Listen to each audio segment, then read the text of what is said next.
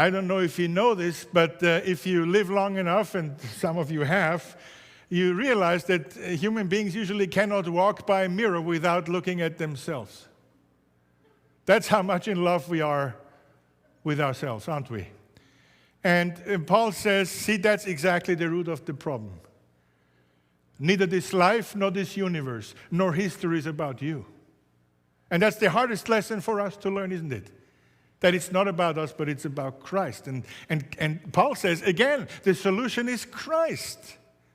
And he says, listen, he who is God, he who is all-powerful, he who is all-wise, he who is all-righteous, who is almighty, who is holy, holy, holy, left his glory in heaven. He humbled himself to a degree which we cannot even fathom. And you fallen sinners, saved by his grace alone, you insist on having things your way?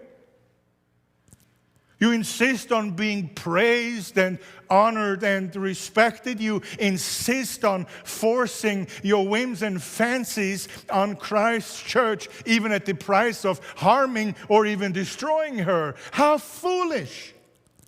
Is this who you want to be, he says? A complainer, a professional critic, a know-it-all who always knows it better, who always knows who everybody does bad and wrong, always going around looking, oh, you're not pure enough, oh, you're not righteous enough, oh, you don't give me enough respect. See, that's the core.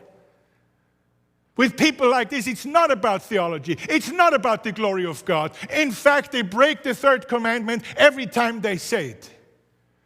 It is about them. It is about them being respected. It's about them being honored. It's about them always being right, being the critic on duty over Christ's church, a role that only the Holy Spirit has. How dare you? Paul says, how different to Jesus Christ we are.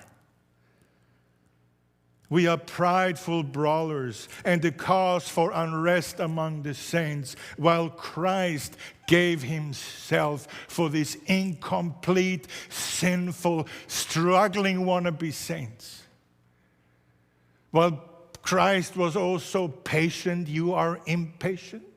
While he was gracious and merciful, you are ungracious and demanding. While he was kind and gentle, you are rude.